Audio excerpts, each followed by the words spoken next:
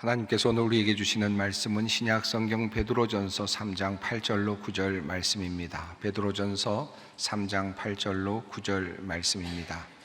이 계시의 말씀을 봉독할 때 다 함께 살아계신 하나님의 음성을 들으실 수 있기를 바랍니다. 마지막으로 말하노니 너희가 다 마음을 같이하여 동정하며 형제를 사랑하며 불쌍히 여기며 겸손하며 악을 악으로 욕을 욕으로 갚지 말고 도리어 복을 빌라. 이를 위하여 너희가 부르심을 받았으니 이는 복을 이어받게 하려 하심이라. 아멘. 우리는 지난 시간 설교를 통하여서 우리는 어떻게 그리스도인이 되는가에 대해서 함께 생각해 볼 시간을 가졌습니다. 물 세례는 어떤 것일까? 물 세례의 의미는 어떤 것일까? 물 세례를 받았다는 것은 어떤 의미일까를 생각해 보았고, 또 성령 세례를 받는다는 것은 어떤 의미였을까를 우리가 함께 살펴보았습니다. 성령 세례를 받고 그리스도인이 된 사람들이 누리는 평안에 대해서도 함께 말씀을 나누었습니다. 오늘은 이렇게 그리스도인이 된 사람들이 어떻게 살아가야 하는가, 어떤 삶을 살아야 하는가에 대해서 함께 말씀을 나누려고 합니다. 우리 그리스도인들은 이 세상에서 어떻게 살아야 할까요? 사실 이 질문은 매우 큰 질문입니다. 너무 방대해서 그 답을 하기가 어려운 그런 질문일 겁니다. 조금 축소해서 이렇게 질문을 던지고 또 오늘 말씀과 연결해서 이 질문을 가지고 대답을 함께 찾아보려고 합니다. 그 질문은 이유 없이 기독교가 박해를 당하고 또 기독교에 대한 폄하, 그리고 또 기독교에 대한 그런 올바른 이해가 없는 상황 속에서 그리스도인들은 어떤 삶을 살아야 하는가 하는 질문입니다. 사실 우리는 기독교에 대한 호감도가 매우 낮은 그런 시대를 살아가고 있습니다. 때로 어떤 이들은 기독교를 믿는 것을 마치 생각 없는 사람들 혹은 제대로 사고할 줄 모르는 사람들이 갖는 미신적인 것으로 그렇게 이해를 하기도 합니다. 혹은 어떤 이들은 기독교를 믿는 사람들을 자신만을 추구하는 이기적인 사람들로, 또는 다른 종교와 신념을 존중하지 않는 무례한 사람들로 여기기도 합니다. 또 어떤 이들은 기독교 신앙을 오늘과 같은 과학적인 사고가 있는 보편적인 가치가 추구되는 사회에서 도리어 해악을 끼치는 것으로 이해하고 강력하게 교회를 비난하거나 혹은 성도들을 공격하는 일도 있습니다. 이런 상황 속에서 우리 그리스도인들은 어떤 삶을 살아야 할까요? 그런데 이런 공격과 이런 세상에서의 기독교인을 향한 그런 공격과 같은 것들은 어제 오늘의 일은 사실은 아닙니다. 2000년 동안 오랫동안 지금까지 흘러내려오고 있는 그와 같은 일이기도 합니다. 자, 이 질문에 대한 답을 얻기 위해서 오늘은 베드로전서를 함께 살펴보려고 합니다. 왜냐하면 베드로서는 이제 앞으로 있을 로마의 대박해를 예상하면서, 그리고 이미 전개되고 있는 로마의 자잘한 박해의 상황을 경험하면서 우리 그리스도인들이 이유 없이 자행되는 박해와 비난을 어떻게 극복하며 또 살아가야 하는지에 대한 말씀을 우리에게 주고 있기 때문입니다. 오늘 본문 말씀은 아주 짧은 구절이었습니다. 2절에 해당되는 말씀이었는데요. 사실 이 말씀은 큰 한 단락의 아주 일부분에 해당되고, 물론 중요한 그런 중심 구절이기는 합니다만은 큰 단락의 일부분에 해당이 됩니다. 큰 단락을 나누게 된다면 2장 11절부터 3장 17절까지로 한 단락을 나눌 수 있을 것입니다. 베드로전서 2장 11절부터 3장 17절까지의 내용은 그리스도인들을 비난하고 박해하는 세상에서 우리가 어떻게 살아갈 것인가에 대하여 말하고 있는 내용이라고 할 수 있습니다. 2장 12절, 그러니까 그 이야기의 앞부분에 이런 내용이 나옵니다. 너희를 악행한다고 비방하는 자들로 하여금, 즉 다시 말하면 그리스도인들을 향하여서 악을 행하는 사람들이다라고 비방하는 사람들에게 어떻게 할 것인가에 대한 주제를 돌출시키고 있습니다. 그리고 3장 16절 마지막 그 이야기 단락의 마지막 부분에도 같은 내용이 나오면서 정리를 하고 있습니다. 이는 그리스도 안에 있는 너희의 선행을 욕하는 자들로 그 비방하는 이래 라는 표현이 나옵니다. 그러니까 2장 11절부터 3장 17절까지는 앞뒤로 이와 같이 그리스도인들을 비방하는 사람들, 비방하는 일에 대하여 그리스도인들은 어떤 자세를 가지고 살아갈 것인가, 어떻게 생활을 해야 할 것인가에 대한 내용을 담고 있다고 할 수 있겠습니다. 그런데 그 내용 안에, 큰 단락 안에는 조금은 이해하기 어려운 구절들도 사실은 있습니다. 사환들에게 주시는 말씀이 있고요, 남편과 아내들에게 주시는 교훈도 그 안에 담겨 있습니다. 그리스도인들을 박해하고 또 그리스도인들이 환대받지 않는 상황 속에서 우리가 어떻게 살아야 할 것인가를 말씀하는 내용 속에 종들에게, 그리고 아내들에게, 남편들에게 주시는 말씀이 있다. 조금은 복잡하고 어려워 보이는 말씀인데 오늘 이 말씀을 조금 더 깊이 구조적으로 그리고 내용적으로 함께 살펴보려고 합니다. 세상이 그리스도인들을 향하여서 악행을 한다고 비난하고 있는 현실을 반영하고 있는 말씀이 바로 오늘의 내용입니다. 사실 세상에서 특별하게 잘못이 없음에도 불구하고 그리스도인들을 비난하고 박해해 온 것은 어제 오늘의 일인 결코 아닙니다. 이런 현실 속에서 우리가 어떻게 삶을 살아가야 할까요? 베드로전서 2장 12절 앞부분에서 이미 그 답을 먼저 하고 있습니다. 첫 번째 대답입니다. 너희가 이방인 중에서 행실을 선하게 가져 라고 말씀합니다. 이렇게 비난을 받고 있는 상황 속에서 너희가 해야 할 첫 번째 일은 행실을 바르게 해야 한다, 선하게 해야 한다 라고 말씀을 합니다. 또 베드로전서 3장 16절 앞부분에도 선을 행하라, 선행을 하라 라고 하는 말씀이 나타나고 있습니다.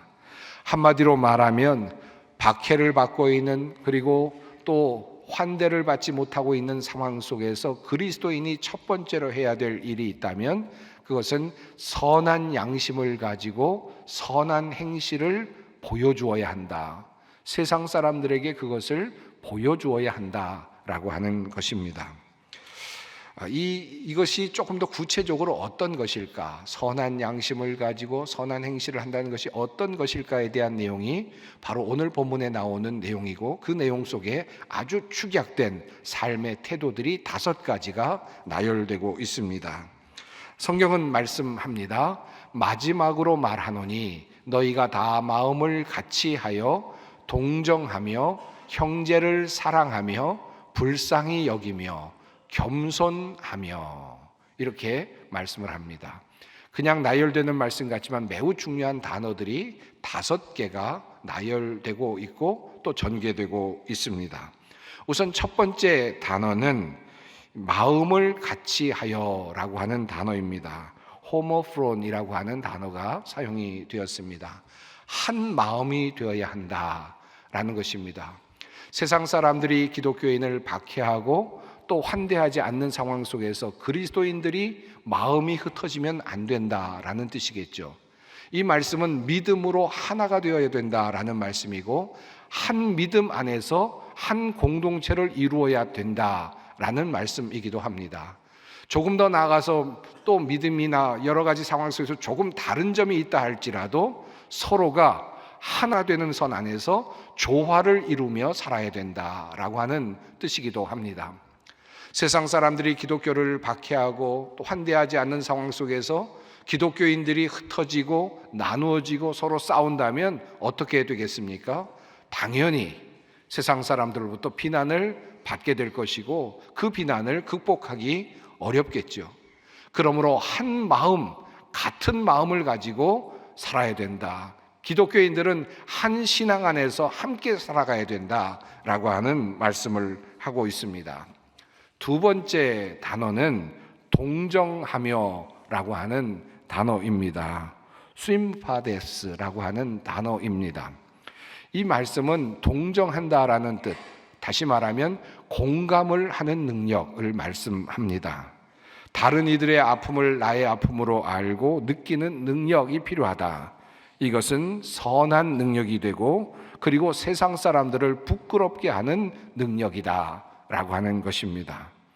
사실 요즘에 사람들에게는 이 공감의 능력이 매우 중요한 가치로 자리매김하고 있습니다마는 2000년 전에 이 공감의 능력은 그다지 주목받지 못했던 능력이었습니다. 왜 다른 사람들의 마음을 느껴야 합니까? 왜 그런 생각을 해야 합니까? 도리어 그런 생각이 만연되어 있던 시대였습니다. 그런데도 성경은 우리들에게, 그리스도인들에게 동정하는 마음을 가져야 된다. 공감의 능력이 있어야 된다. 요즘 사람들에게는 너무나도 귀한 가치인데 그 전에는 절대로 이 가치가 귀하게 여겨지지 않았던 가치였습니다. 성경은 말하기를 그리스도인들이라면 이 공감의 가치를 잘 간직해야 된다. 불쌍한 사람들의 마음을 나의 마음처럼 느낄 수 있는, 나의 마음으로 받아들일 수 있는 그런 사람들이 되어야 한다. 그래야 그리스도인이다. 그리고 그렇게 해야 세상 사람들로부터 반대와 그리고 비난을 우리가 극복해낼 수 있다라고 말씀을 합니다. 세 번째로 이와 같은 일이 일어나면, 공감의 능력이 일어날 때 그것은 이웃을 향한 사랑으로 그리고 인류를 향한 사랑으로 이어집니다. 우리가 잘 알고 있는 필라델포스라고 하는 단어입니다.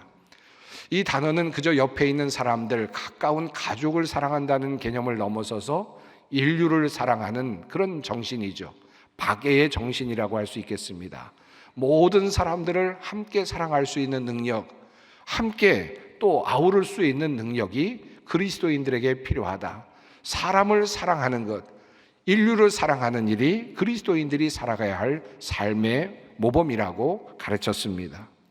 넷째로 또 다른 단어는 불쌍히 여긴다라고 하는 단어입니다. 유스플라크노스라고 하는 단어가 사용이 되었습니다.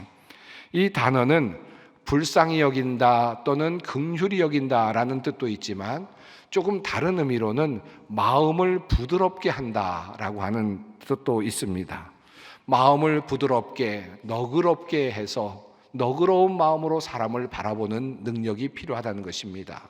딱딱한 마음으로, 고정된 마음으로, 경직된 마음으로 세상을 바라보거나 사람을 바라보는 것이 아니라 너그러운 마음으로 모든 것을 받아들일 수 있을 만큼 푹신한 마음으로, 부드러운 마음으로 사람들을 대하는 것입니다. 이것이 바로 그리스도인들이 가져야 할 성품이라고 말씀합니다. 다섯 번째 성품이 있습니다. 그것은 바로 겸손하라라고 하는 단어입니다. 타페이노 프로슈네라고 하는 단어입니다. 이 단어는 자기를 낮추는 것입니다. 이 자기를 낮추고 낮은 곳으로 자리 잡는 것이죠. 사실 우리 예수님께서 십자가를 통하여 우리에게 보여주신 삶의 모습이었습니다. 그런데 당시 그레코 로만 시대에는 이 겸손함은 모든 사람들에게 추앙받을 만한 가치가 결코 아니었습니다.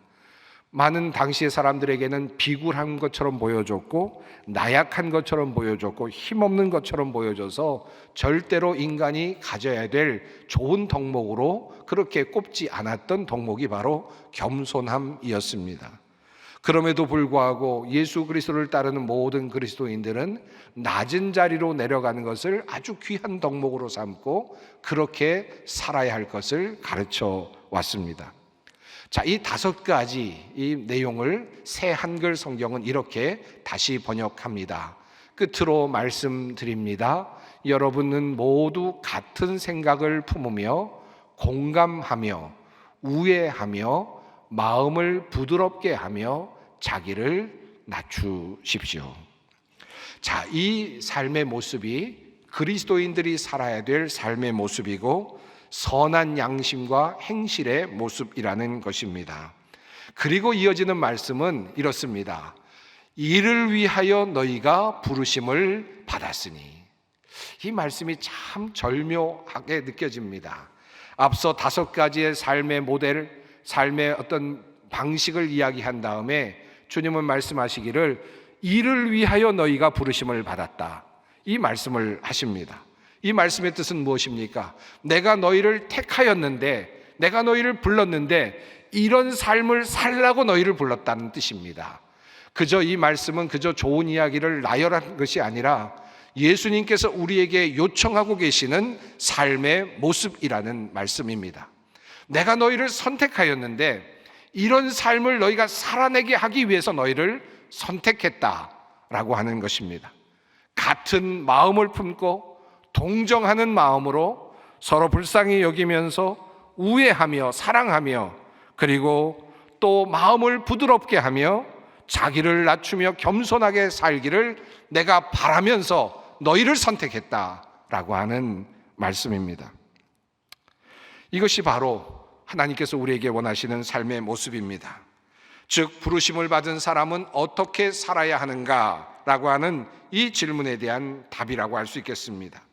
바로 이렇게 살아감으로 우리를 비난하는 세상에 대하여 대항하고, 그리고 우리를 환대하지 않는, 기독교를 환대하지 않는 이 세상을 향하여 대응하고 그 부분에 대하여 대처해 나가는 것입니다.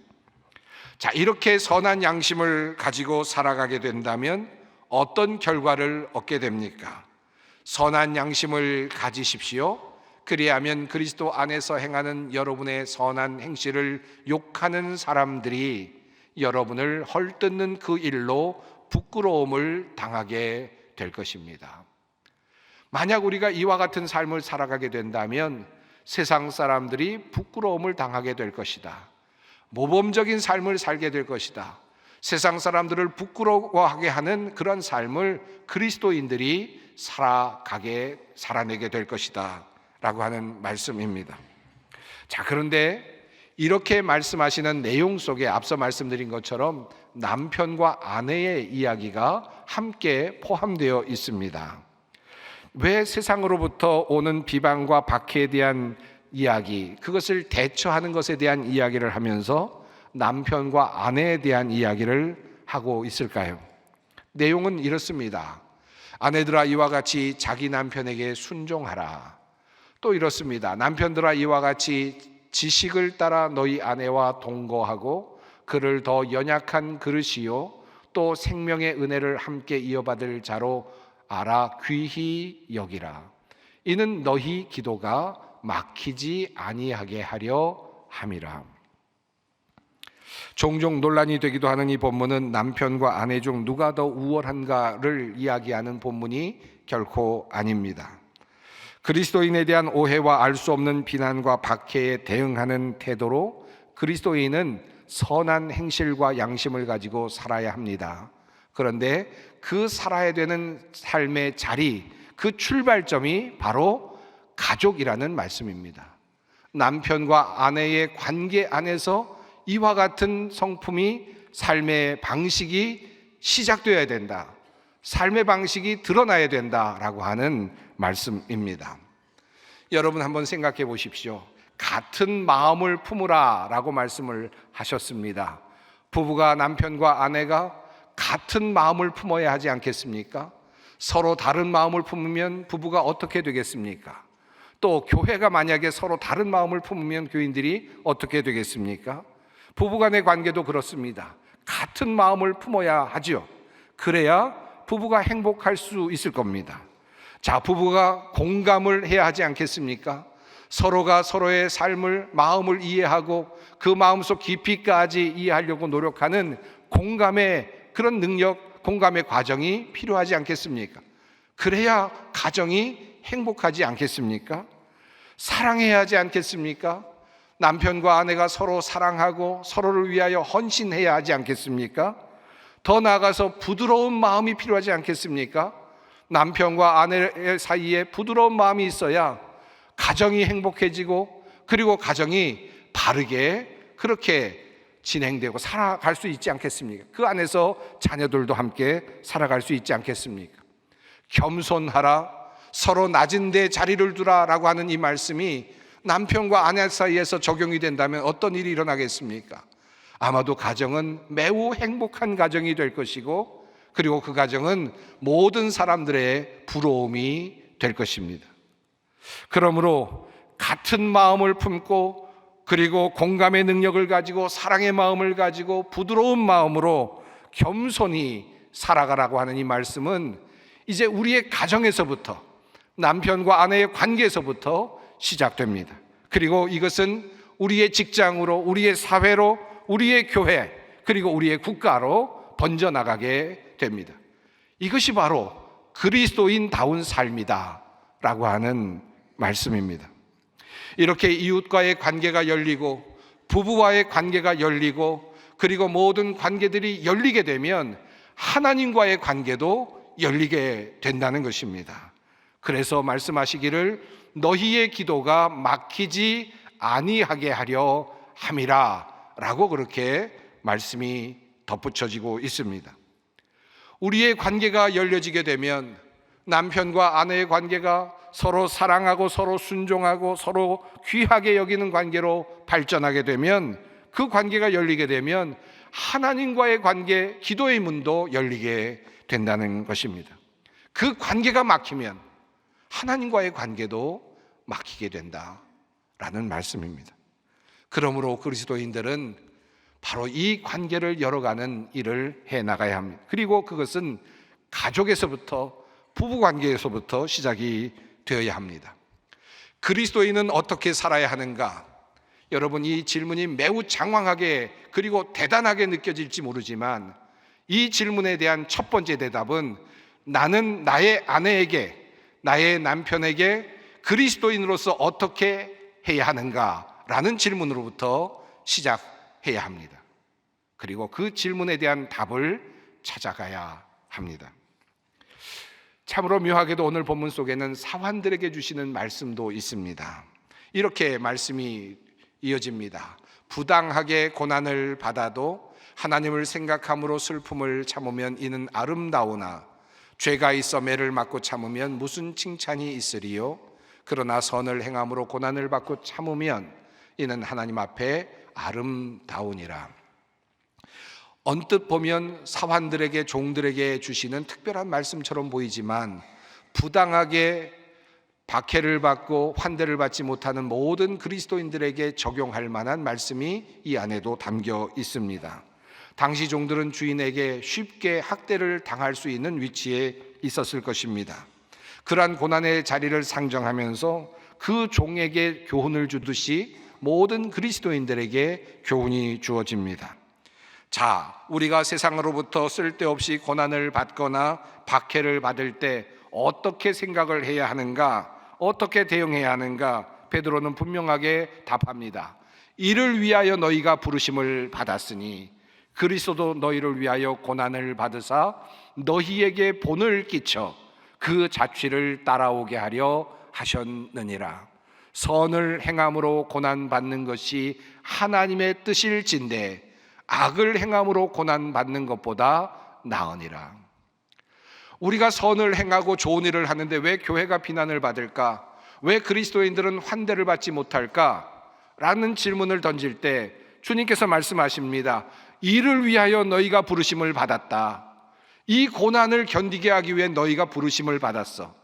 이 환대받지 못하는 삶을 살라고 내가 너희를 불렀어 라고 하는 말씀입니다. 바로 이렇게 함으로, 이렇게 행함으로 하나님의 뜻이 이루어지는 것이다. 예수님께서도 그렇게 사셨다. 그러므로 우리가 쓸데없이 고난을 받게 될 때 예수님의 길을 따라가는 것이다. 예수님의 십자가의 길을 나도 따라가는 것이구나. 감사한 마음을 가지라라는 것입니다. 왜 쓸데없이 억울하게 이렇게 우리를 괴롭힐까라고 생각하지 말고, 예수님께서 가셨던 그 길을 나도 따라갈 수 있도록 주님께서 나를 부르셨구나 라고 생각하고 담대하게 그 길을 가라는 말씀입니다. 자, 그렇게 하면 어떤 일이 일어날까요? 주님은 말씀하십니다. 선을 행하는 것, 고난을 받는 것이 하나님의 뜻이다. 도리어 그것이 악을 행하는 것보다 낫다라고 말합니다. 자, 마지막으로 한 가지 본문이 더 이어집니다. 오늘 본문은 한마디로 그리스도인들을 박해하는 이들 세상을 향하여 복을 빌라라고 그렇게 말합니다. 아니, 복을 빌라고 세상을 향하여 복을 빌라라고 그렇게 말합니다. 악을 악으로 욕을 욕으로 갚지 말고 도리어 복을 빌라. 이를 위하여 너희가 부르심을 받았으니 이는 복을 이어받게 하려 하심이라. 우리를 박해하는 사람들을 향하여 복을 빌라. 그렇게 하기 위해서 너희가 부르심을 받았다. 여러분 이해가 되십니까? 우리를 박해하고 우리를 해코지하는 사람들을 향하여 복을 빌라고 너희가 부르심을 받았다. 그런 의도로 너희를 택했다. 주님께서 말씀을 하십니다. 그런데 흥미롭게도 그렇게 복을 빌게 될 때 그 복이 우리에게까지 이어진다고, 그 축복이 이어진다고 성경은 우리에게 말씀합니다. 새 한글 성경은 이렇게 말씀합니다. 악을 악으로 욕을 욕으로 갚지 마십시오. 반대로 복을 빌어 주십시오. 이 일을 위해 여러분이 부름을 받았기 때문입니다. 그리하여 여러분이 복을 물려받도록 말입니다. 우리가 비난을 받거나 박해하는 사람들에게 복을 빌어주게 되면 도리어 우리가 복을 누리게 된다. 이것이 하나님의 법칙이고 신앙의 법칙입니다. 신앙의 신비이기도 합니다. 오늘 장로 임직 예식이 있습니다.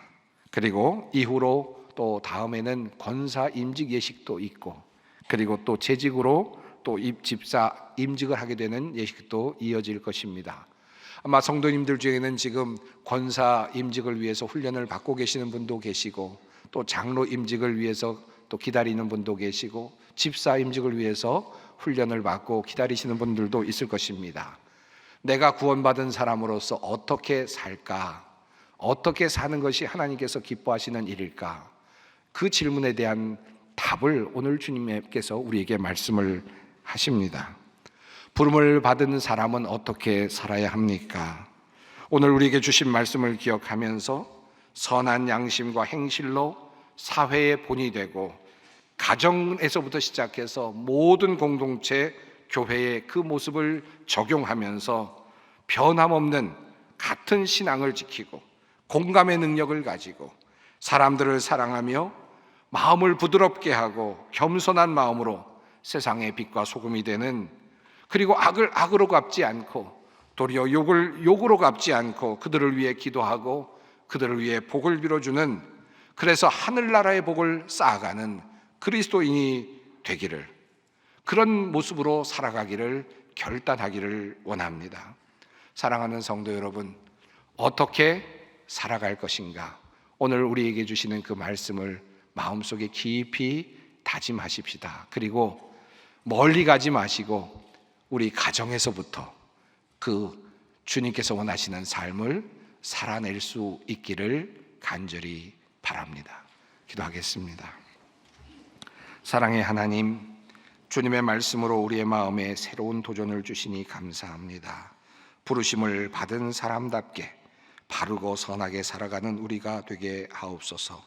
십자가를 지고 따르게 하시고 주님께 받을 하늘의 상을 바라보며 기쁨으로 나아가는 우리가 되게 하여 주시옵소서. 예수님의 이름으로 기도드립니다. 아멘.